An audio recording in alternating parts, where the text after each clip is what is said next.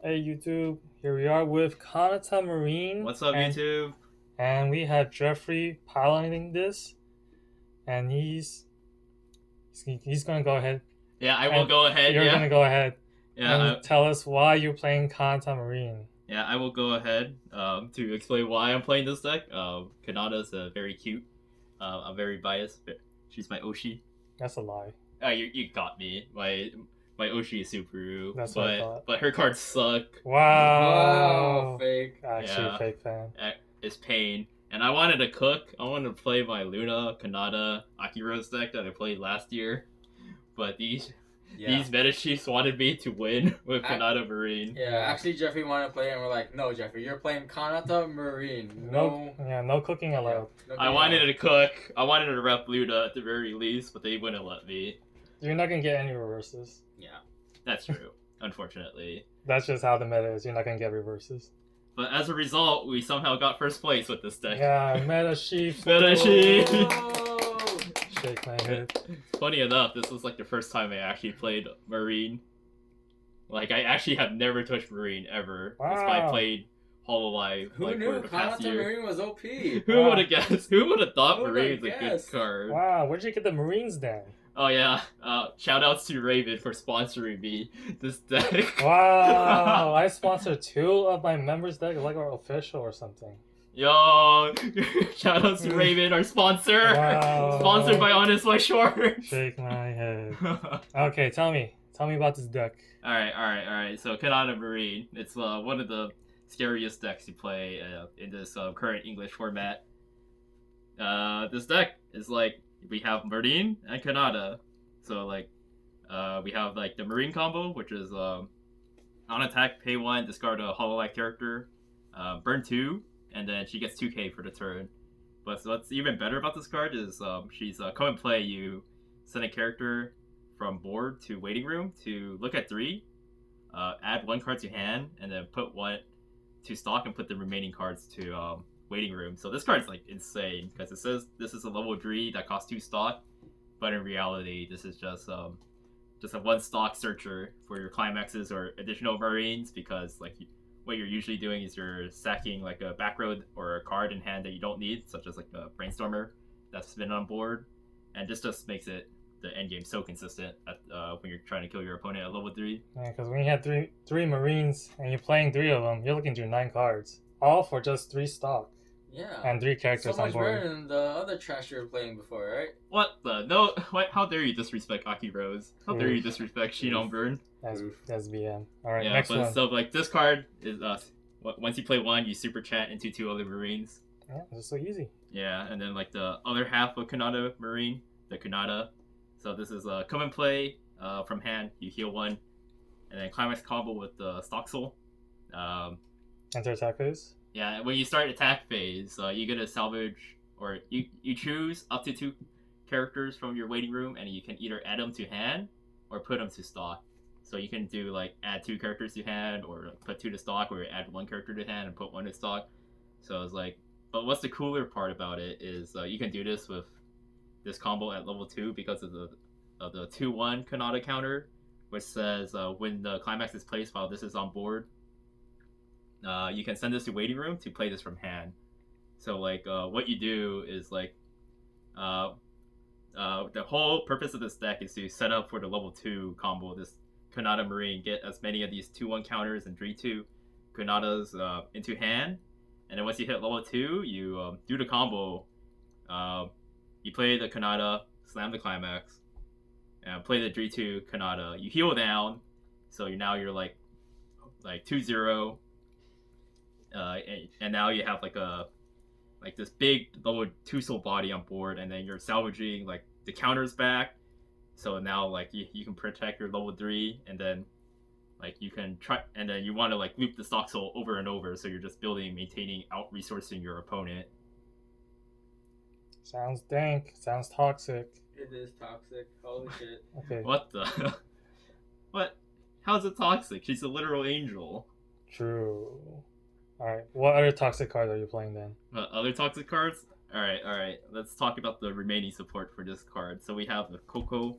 So she's from the child deck, all these cards are for the trial deck. So if you want to build it at home, just buy No, two don't of these tell trial them. decks. Stop.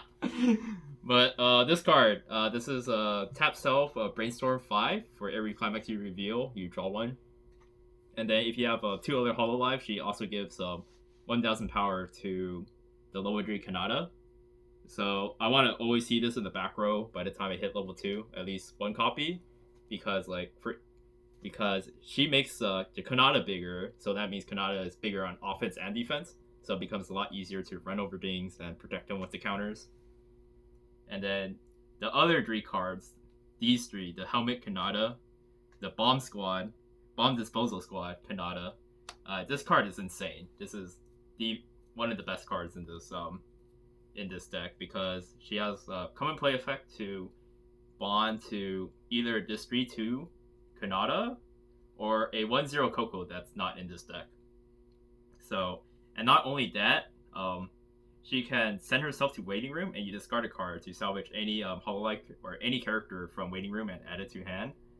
So with just one card, you can bond to the 3/2 Kanata, which you want by level 2, and then you can discard any pieces that you don't need. Like, let's say you have like an extra like Marine Climax that you want to get rid of, then you can discard it, send her to Waiting Room, and then to salvage like the 2/1 counter. So this Kanata becomes these 2 cards with herself and another card to discard for cost, and she's wearing a helmet, so because of this deck, that's why we call that effect like sack self, discard a card, salvage anything, a helmet, because she's wearing a helmet. So this name. Yeah, wise facts. Wow. Okay, next one. All right, next one. All right, so these are basically the same cards, these aqua and low pluses. So so I run 6 copies because they're when they're center stage, middle position, center stage, they get plus 3k, so they're 3/5s in the center. And then when they're sent to Waiting Room, I can pay 1s, put 1 character from my Waiting Room to the bottom of my clock to look at 2, and add up to 2 Hololive traded characters. So basically, there are pot of greeds in this deck. So I'm playing 6 pot of greeds. Wow, why? Yu-Gi-Oh! Sugoi. Yu-Gi-Oh player. Yeah. And then I'm also playing 4 Aki Roses, which has the same cost as the Aquas, where I pay 1, clock myself with a character from my Waiting Room to the bottom of my clock, and then I get to salvage a character.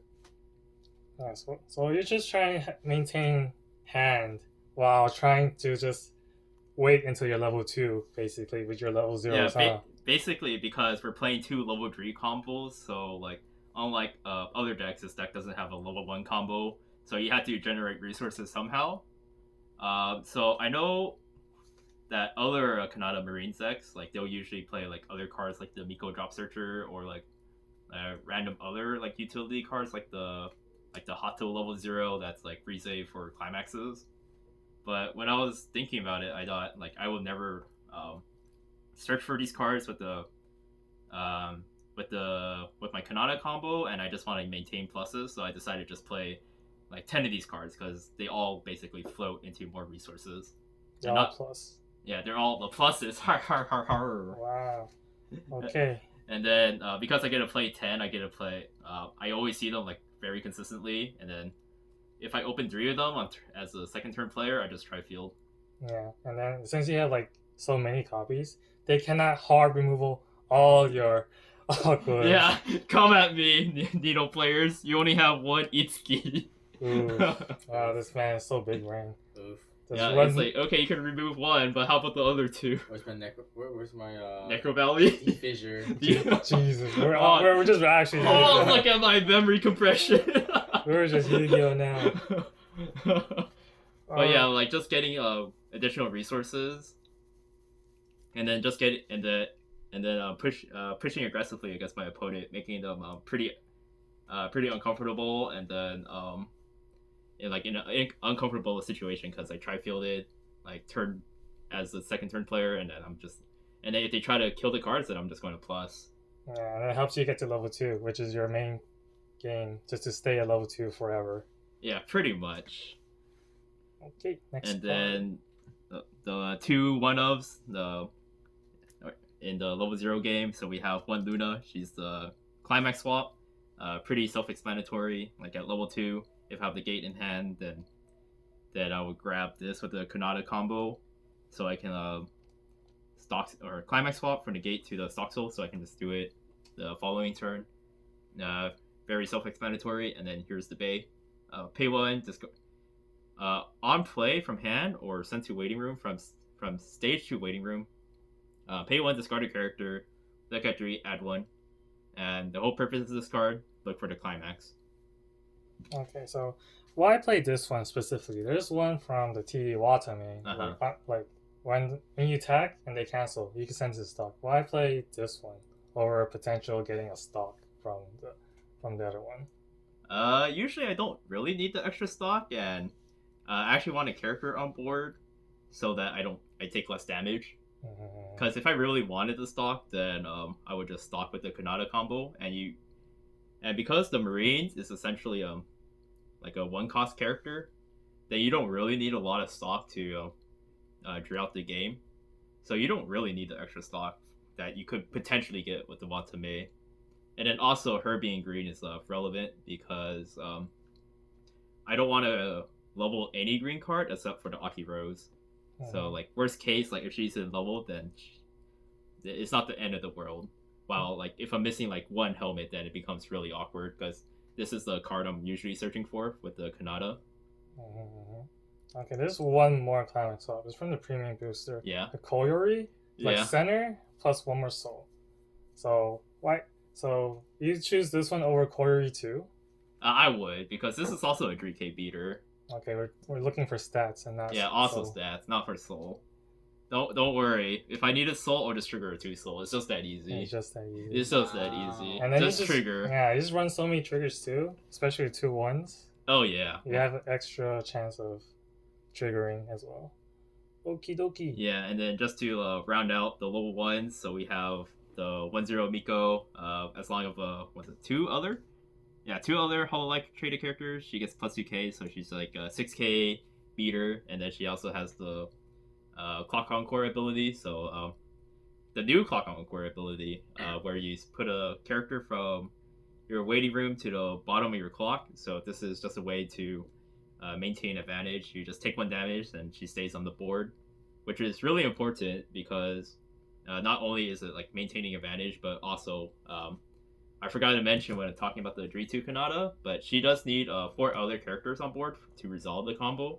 So you need to have some sort of board presence, like going into the Kanata turn to make life a lot easier. And then finally we have the 1-0 Roboco. Now on attack, give another character 1500 power, and come and play discard a character to top check the top of your deck, and then you get to salvage a level X or lower, where X is equal to the card that was the card's level that was revealed from the top of your deck. So this just very consistent. Just adds consistency. Grab like whatever 0 that I need. Worst case, best case, I reveal like a level 2 or 3, and I get to add a counter or like a 3-2 Kanata right away. If you hit a 0, you just get the helmet, and it just gets your Kanata and your 2 1s just off like that. Yeah, so like I can discard like these cards because I don't need them anymore now that I'm level 1. Discard them, grab a helmet, and then I'm ready for level 2. Oh. And then I guess to round out the rest of the deck, going to the level 2s. So we have the Towa. She's a level assist. Come and play top check. If it's a level 1 or lower, you can send it to stock. Or actually, is it mandatory? I don't think so. Oh, it is actually mandatory. Oh, it's mandatory? Okay. Yeah.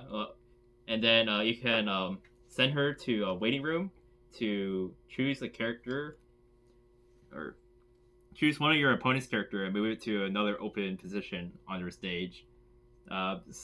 So I actually never played this in tourney, hence why I'm not like 100% familiar with this card. But like this, in my opinion, this is like a win more card. Worst case, it's a soul trigger. And green color. Oh yeah, true. It's also green. We got him. And then alongside with the 4 Kanata counters, we have these 2 counters. So we have Suisei, Susei Kawaii. She's like an anti-change counter. Discard 2, and then you can send your opponent's level 3 or level 2s to the bottom of their deck. And then you discard 2, which is usually a heavy cost, but But if you can like loop the Kanata combos, then discarding 2 is like very cheap, all things considered. And then we have the actual toxic card in this list, the rest counter, the Hato, the Hachima Beam, which is a rest counter. You pay where you discard 4 Hololive traded characters, you rest one of your opponent's characters. So if your opponent's not prepared for this, they're not going to get to play the game, to say it lightly. Yeah, same thing with Sui counter too, because like if you're level 2, if you're trying to run over your Kanatas for like level 3s, they cannot run over your Kanatas. Oh, for sure. Yeah, because you have anti-change, Suiseis. Yeah, anti-change, rest counter, 3k counters, and then if you have like 2 of these on board, then like these Kanatas are going to be like 15k. Because you have 2 of these in the back row, and then you have like 1 or 2. So now they're like 15k, so it's very hard to contest. Yeah, it makes it very awkward because you gotta play around Suisei anti-change. So that's true. Yeah. If they feel more than 1 level 3 is higher, that's higher than their levels, then one of them is not going to be on board after the first attack. Yeah. Yeah, there's very few cards that can like contest this like naturally. Like there's only like a few that I can think of from the top of my head, like the Tokyo Revengers Pachin builds, and then like Quince, they obviously have their standby package, and then like the 2/2 Ninos or 12k on offense. So those are like pretty annoying, but otherwise like there's very few that can naturally like counter these Kanatas in their natural game plan, unless they like build towards countering the Kanatas. Some decks may use card titans. Oh yeah. Yeah, card titans like Escanors, they have card titans, and then the card titans themselves. Attack on Titans. Have you played any Attack on Titans? Oh, thankfully no. Wow. But, I mean, I card titan Randall on Trestle's Collectibles. Oof. Yeah, because that game was funny because he was the one playing Kanata Marine, and I was playing the 8 pans of Attack on Titan on the Trestle's Collectibles channel. And then after a whole bunch of you won'ts later, I ended up card titaning like all his Kanatas, and he couldn't play the game. Oh, card titan, good card. Okay, what's the rest of the deck you have? Alright, so I have like 2 other cards. So I have so we have Cody's favorite girl, Matsuri. Yeah. Yeah, and then she's the come and play, pay 1 to stock swap your opponent. And then we have the Bolton, which is global 1500 power, and come and play, discard 2 to shuffle back 3 cards from your opponent waiting room back into their deck. So these are like the 2 situational one-ups. Like if your opponent builds a lot of stock, once you hit level 3, you can like stock swap them to Drenson Lethal with the Marines. And then Botan's like a similar case where the shuffle 3 can be like very dangerous at times, where your opponent like they'll refresh or close to refresh, like with like 1 or 2 cards in the deck, but then you know they're clean, so you can shuffle back 3 cards, and then that's a guaranteed 4 damage right there. So these are like situational one-ups, but they're very powerful in their own right. And then it's very easy to color fix because you have these 10 Rickies to like work with for colors as well if needed. Sounds solid. All right. How's your Swiss games? Oh, Swiss games? Oh man, my back hurts. Wow. Yeah. Don't lie. What oh the? God. You 2 went X2, and I had to carry us as the X1. Oh, my back, it hurts, man. I can feel my shoulders hurting already. Oh. Yeah, every time I lift a card, I'm just like aching because of how hard I had to carry. Okay, what's your round opponents during Swiss then? Alright, round 1, I was playing Daimachi, Raymond's favorite deck. Oh, I hate that deck so much. It's the typical Daimachi build where they played Hestia level Dreep and the level 1 Bell combo. My opponent had a really rough game, and the way he was playing, he looked like a rookie. So it was a pretty easy game to win. Wow, bullying new players. What's new with you? What the? Alright, and going into game 2, that's when our team got wiped, except for Raymond because Raymond's a good player. Oh, I don't know about that one. Yeah, so Cody mentioned earlier where he got dumpstered by an Attack on Titan player. I got dumpstered by a 7DS player. 7 Deadly Sins. He was playing the Escanor 6 Dark Soul 2 choice. And I only got to play 4 turns in that game. And Cody also I get to play. Oh yeah, 4 turns too. Yeah, we got blasted. Yeah, so like by the time I refreshed, I was already 3-0, like level 3. So it was just like really rough. I was just like eating all the pockets of damage and destroying the climaxes. So it was a very rough game, and I unfortunately wasn't able to come back, despite how defensive you can get with the Kanata combo with the heal loops and grabbing the rest counter over and over. Unfortunately, Escanor is really good at dealing with Kanatas once they hit level 3, because they can always bounce a Kanata with their level 3 Guild Thunders. Did he card Titan you? No, because I was already level 3 by the time I played Kanata, so couldn't get Cart Titan. Can't get anti-change if I'm already at level 3. You can still kill it though. I mean, you can still kill it, but I mean, he's not getting the 2-for-1 special. Yeah. True. Round 3. Round 3. All right. I played against 8 standby Quints. Wow. A Yeah. meta deck? One of the beta decks. I honestly don't remember, except for winning that game. I don't remember anything. He just straight up won. Yeah, I just straight up won. But I do want to point out that this deck versus Kanata Marine is more like a skill matchup, because because level 1, yeah, you're just gonna auto lose because you have no answers to either of the 1/1 Ninos they play, the red or blue Ninos, and then if you don't have an answer to the 1/1 Ninos, you have no answers to the 2/2 Ninos, so it's just like you're basically sandbagging until you hit level 2, and then that's where you have access to the Kanata combo, the Suisei anti-change, and just being bigger overall. So it's a pretty, like, I hate and like the matchup at the same time. So, but you won though. I won. So you're telling me you player diff the guy? Oh yeah. This time I player did. Wow, toxic. Ja. Next round. Next round. Oh man, Sunshine.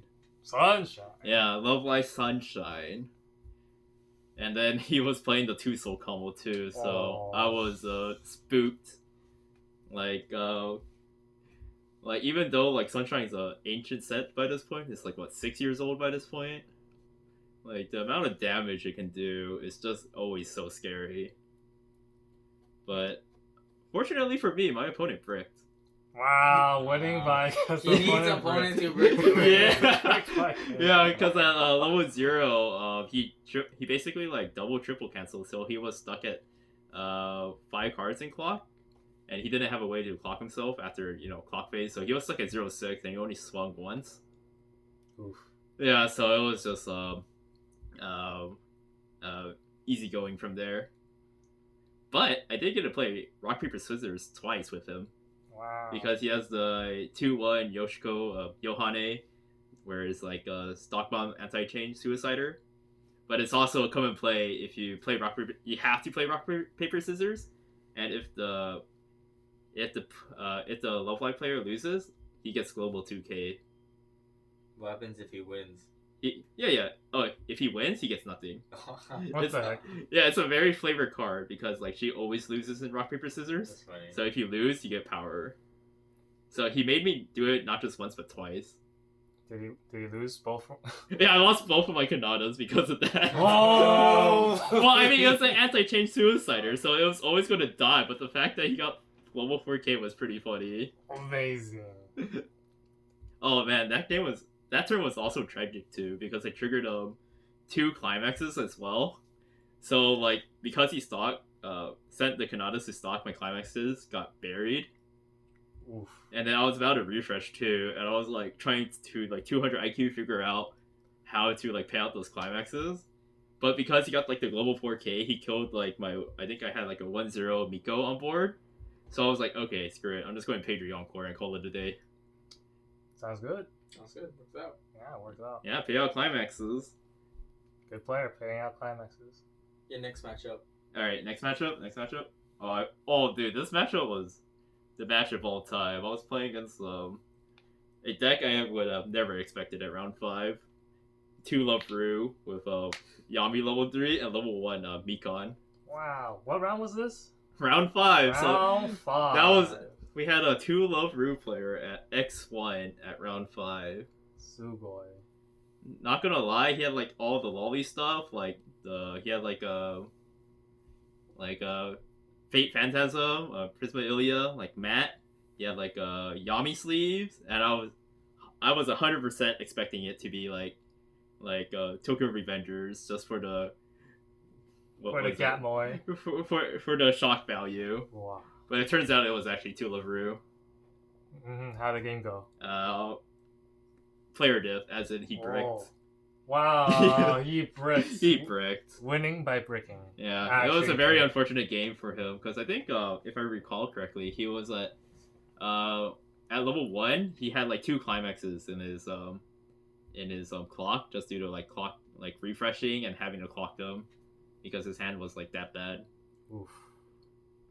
And then he didn't have any answers to Kanata, so He didn't trigger any wins. unfortunately he didn't. Wow. Or I mean, fortunately for me, but unfortunately for him. So it was just an unfortunate game for him. But shout outs to him for playing such an old set and getting pretty far up in the Swiss rounds.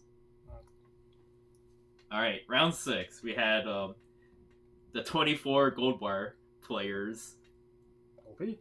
Yeah, so He had 24 gold bars in his deck? yeah, clearly. Nah, so I played against the 8 gold bar 7 Deadly Sins. So a deck that no one had under the radar. Shout out to John Jacobs for always slamming gold bars in my face. But again, player diff. My opponent lost to his own deck because of gold bar triggers. Worst climax in the game, I'm telling you. Yeah. Gold bars. But even worse was I think he ended up with because he couldn't prepare for his level 3 finisher because one of them was in stock, and then 2 of them were in his clock at level 2. So he had almost no way to prep. And then that was just an easy cleanup from there. Wow. Player bricked. Very brick. Yeah, he was aggressive, so I was actually pretty far behind in terms of damage. This is like the story with Jeffrey. Prayer bricks, he wins. I don't know what you're talking about. I carried you guys. So good. Yeah, I'm player A. I have to play against these tough opponents. I see you, Cody, giving me the smile. I didn't say anything. Continue. Next game. All right, the hardest game of them all against another Quince Nino. I think their team was it Gold Canyon Gaming? Yeah, second place. Yeah, I believe they were they got first place last year in last year's Springfest in Anaheim.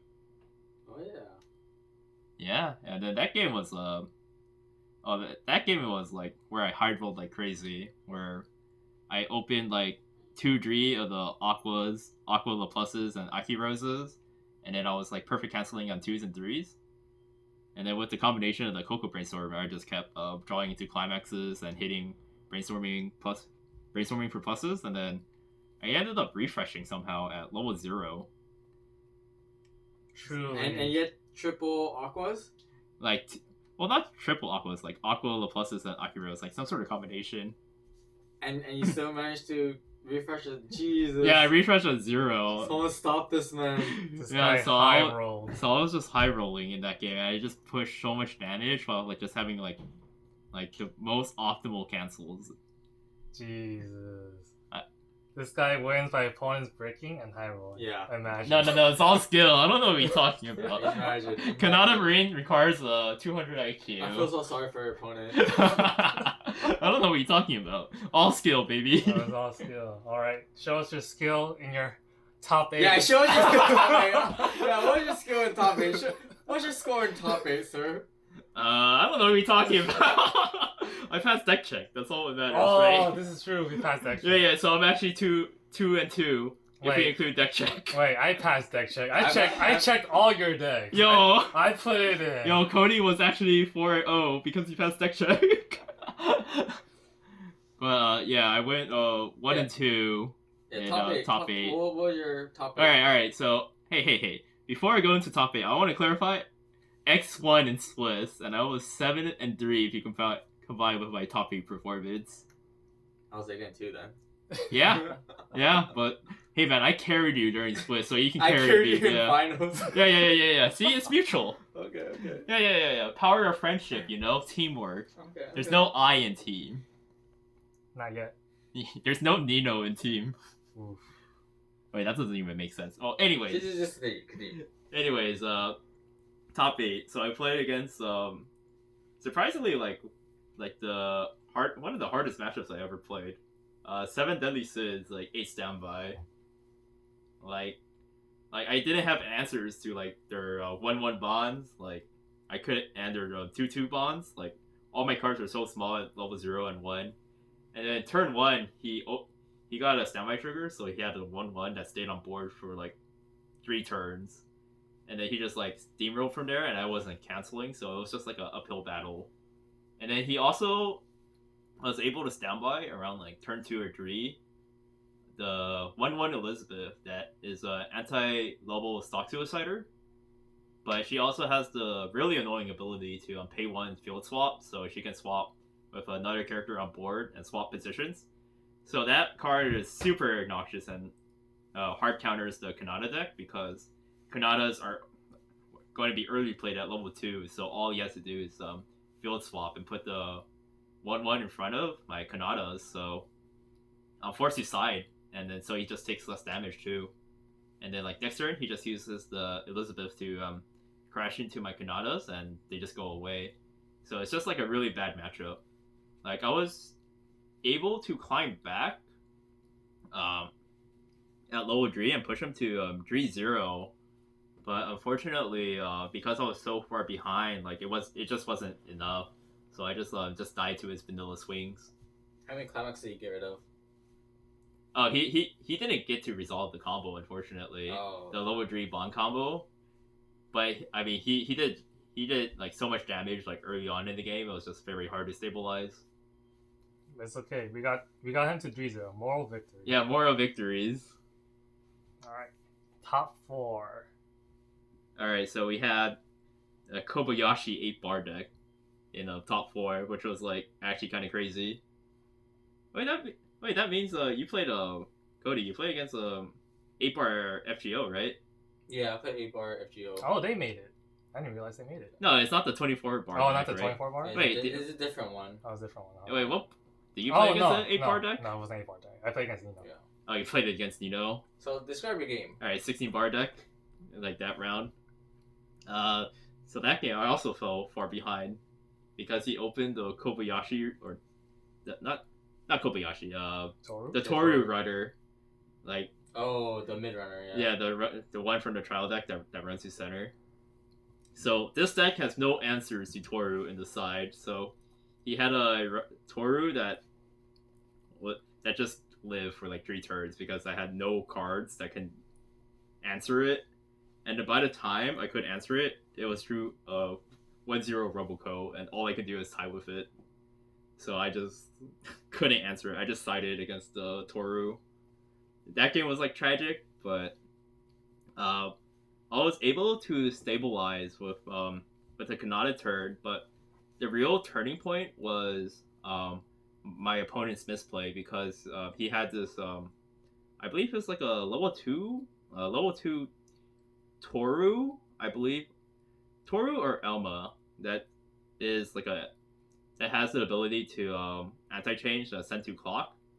But because the ability itself is optional, so the ignition effect to trigger the ability is mandatory, but the ability to send to the clock is optional. So he swung with it, did not declare to use the anti-change clock kick ability, and then he swung and triggered with another attacker, and that's when my opponent realized that he forgot to declare the anti-change. But unfortunately, because it was at a unreversible game state, my Kanata gets to stay on board, and from there I was able to snowball the game back into my favor. Wow, had to win on a technicality. Shake my head. Clearly player this. Yeah, clearly. Wow, I shake my head. Why are my teammates not supporting me? That's toxic deck. We don't support toxic deck. Yeah. Oh man, and there was a turn where my opponent could easily kill me because of the Ilulu combo, because the Ilulu herself has a Drees Soul, and it like with the climax combo, it's which the Ilulu cancel bird X, where X is equal to the Ilulu soul. So with the climax, it's like 4 soul, right? But he also has the level 0 Kana, right? The level 0 Kana drop searcher that also gives the character in middle slot center stage +1 soul.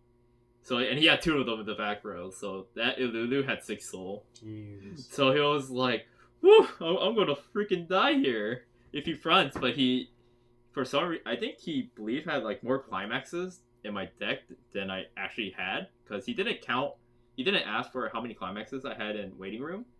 So I think he just assumed I had multiple climaxes, and I think he also wanted to play around the counters I had. So he ended up siding against my lower 3 Kanata, so he only did 3 damage, and that was enough for me to live. But if he did the 6, then I was like almost screwed. Wow. Because if I took the 6, either of the 6, like either I canceled the 6 but took the cancel burn 6, then I was like, this is super awkward. Oof. That's like Escanar home, like ping 6 6 times, right? Oh yeah, 6 damage, sure. Oh, Escanar at home, amazing. All right, but we got that game. We got that round. we swept that. Yeah. Because me and you won. Yeah, I ran it down. All right. Yeah. Oh yeah, we went X1 that game. Yeah, we went X1 or that round. The whole top 8. Yeah, we did. Yeah. Yeah, 2 of them were because of me. Yeah. Shake my head. Okay, finals. Alright, finals. Alright, we got the salty run back from our opponents from round 7. So I was against the Nino player that I high rolled. And because Fate got to balance everything out, it was his turn to high roll, and I took a lot of damage early on. But I got some lucky draws that once I hit level 2, where I was able to triple Kanata. And that was like the first time that entire tourney where I was able to triple Kanata the first time. The first time I played the combo. But unfortunately, after I refreshed, I ended up triggering 2 climaxes. So my deck state was like a pretty fat deck with only 5 climaxes because I triggered 2, and then the one I played with the Kanata. So like I also like triple cancel, not triple, double canceled that game. I double canceled that game, but I had no way to fix the deck, so it was just like very unfortunate, and I just took the damage. Unlucky. Yeah, unlucky. Also, like